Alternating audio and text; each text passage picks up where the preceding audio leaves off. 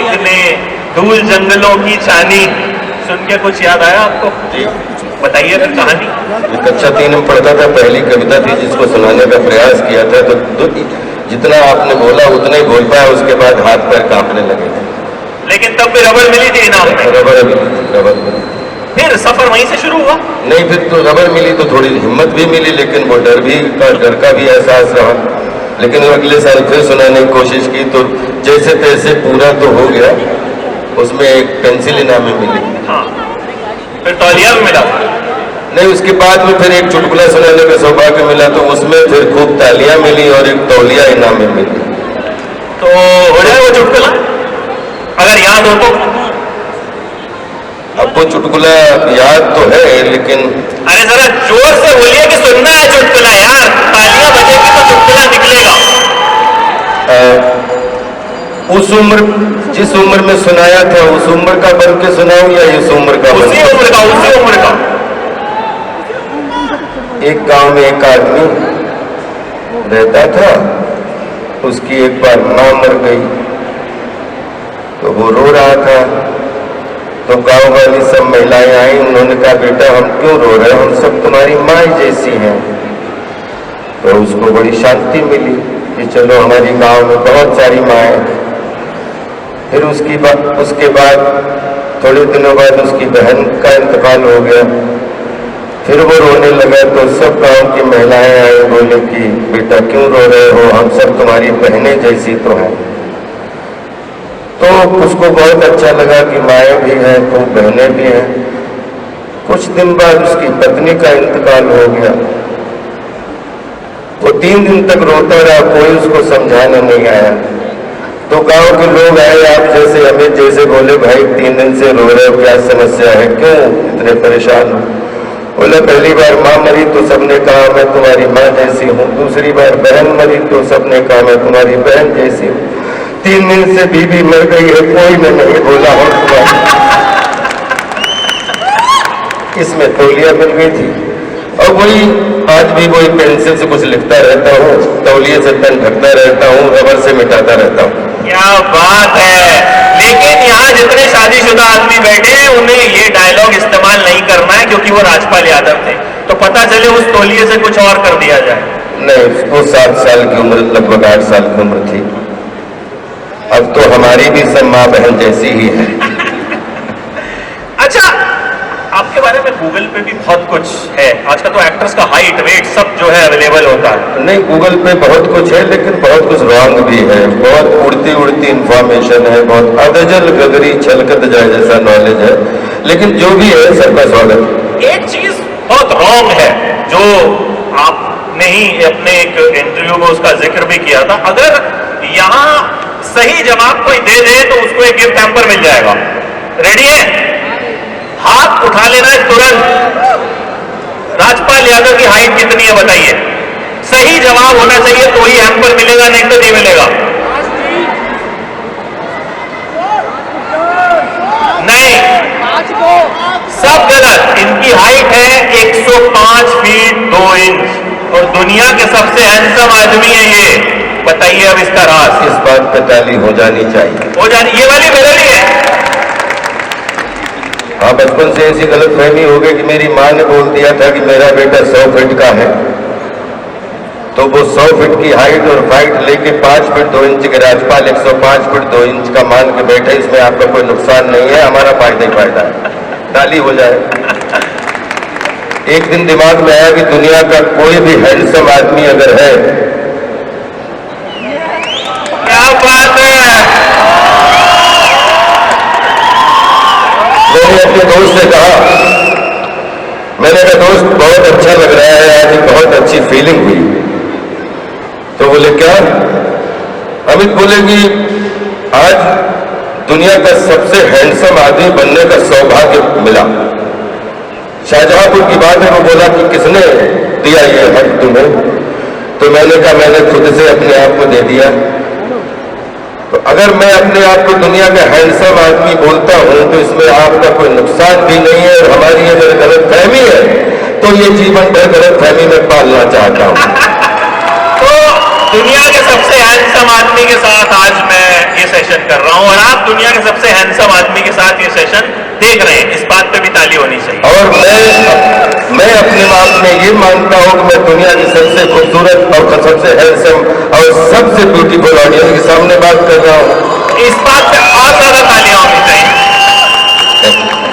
अच्छा, जब आप स्कूल में थे, आपको टीचर जब नाम से बुलाती थी तो आप बड़े खुश होते थे, बट उसका किस्सा क्या है वो बताइए।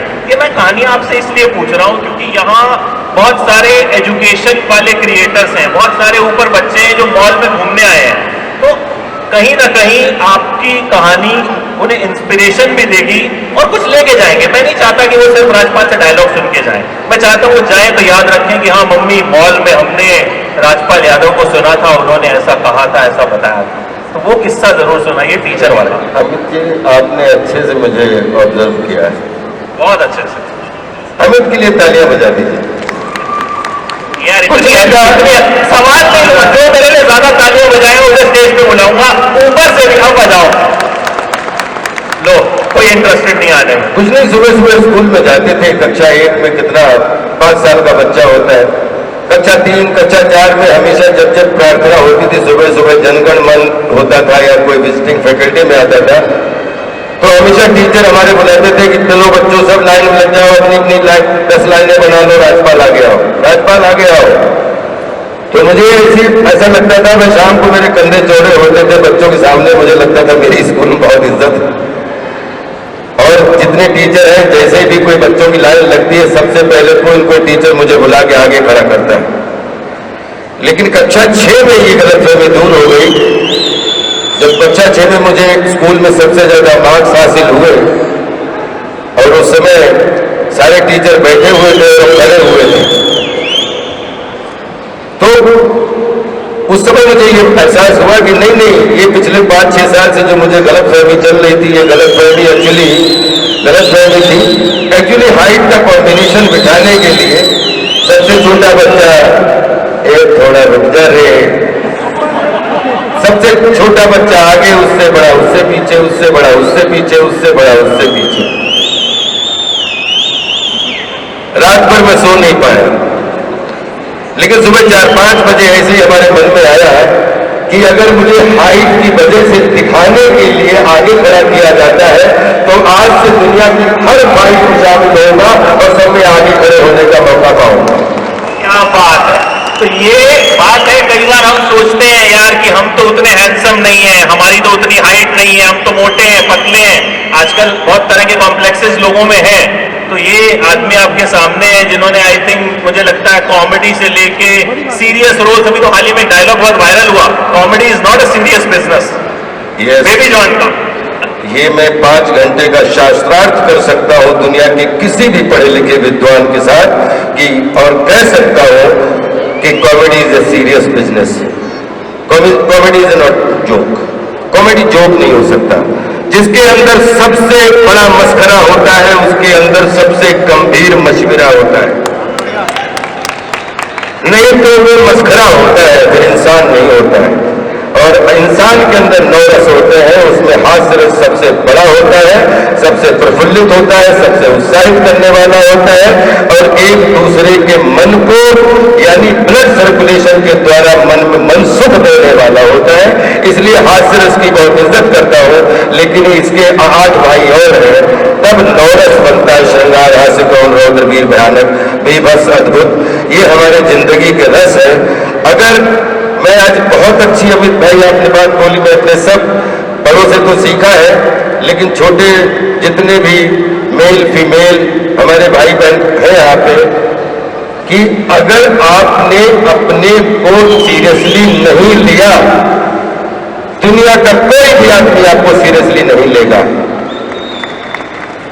अगर आपने अपनी हैसियत नहीं पहचानी, अपने सेल्फ को नहीं पहचाना, अपने विजन को नहीं पहचाना, अपने मिशन को नहीं पहचाना, और हम कल संवारने के चक्कर में आज में गुड़ते रहते हैं, और जो हमारे बस में ही नहीं है, क्योंकि जन्म देने बोल तो है, आप पता नहीं कौन किसको मानता है, लेकिन मैं उस यूनिवर्स को मानता हूं कि जिसमें जल, वायु, अग्नि, धरती, आकाश, पाताल, कोई तो कॉम्बिनेशन है जो आंखें बनाता है। आंखें कभी पैदा होने के बाद नहीं लगती हैं, लेकिन आंखें ऐसी साइंस है जो साइंस से भी नहीं लगती, आंखें भी डोनेट करने पड़ती हैं। दुनिया का एक बूंद ब्लड आज तक नहीं बना, ब्लड हमेशा डोनेट होता है। जब आंखें और ब्लड कोई बना ही नहीं सकता है, तो जो आंखें और ब्लड आपको मिला है उससे आपको प्रॉब्लम क्या है, ये तो आपका प्राउड है। आप कैसे क्राइटेरिया रख सकते हो कि ये लंबा है तो खूबसूरत होगा, या ये छोटा है तो बदसूरत होगा, ये गोरा है तो खूबसूरत होगा, ये या ये ऐसा है तो सांवला होगा, या ये ऐसा है तो ये होगा? मुझे नहीं मालूम है किसी किताब की, दुनिया की किसी किताब में नहीं लिखा हो जिसमें खूबसूरती का पैमाना लिखा हो। खूबसूरती का पैमाना आपके कर्म से होता है, आपके विचारों से होता है, आपके संस्कारों से होता है, आपके आचरण से होता है। आज पढ़ी लिखी बात कर रहा हूं। अच्छा, पढ़ाई लिखाई की अगर बात की जाए तो पढ़ाई में कैसे थे आप? पढ़ाई में अव्वल थे, अव्वल है और अव्वल रहेंगे। कहां तक पढ़ाई पूरी करी? दुनिया की कोई ऐसी किताब नहीं जिसमें गोते नहीं लगाए। मैंने ग्रेजुएशन किया, ग्रेजुएशन के साथ में OCF Shahjahanpur ordnance clothing factory Shahjahanpur 29वें बैच का मैं फौजी टेलर हूं। और उसके बाद में भारतचंद्र अकेडमी से लखनऊ से 2 साल में डिप्लोमा किया, स्टेट स्कॉलरशिप ली। उसके बाद में राष्ट्रीय नाट्य विद्यालय नई दिल्ली से 3 साल का डिप्लोमा लिया। तो लगभग 12 साल थिएटर, 1 ग्रेजुएशन और 7 साल की इंस्टीट्यूशनल ट्रेनिंग राजपाल यादव में ली है।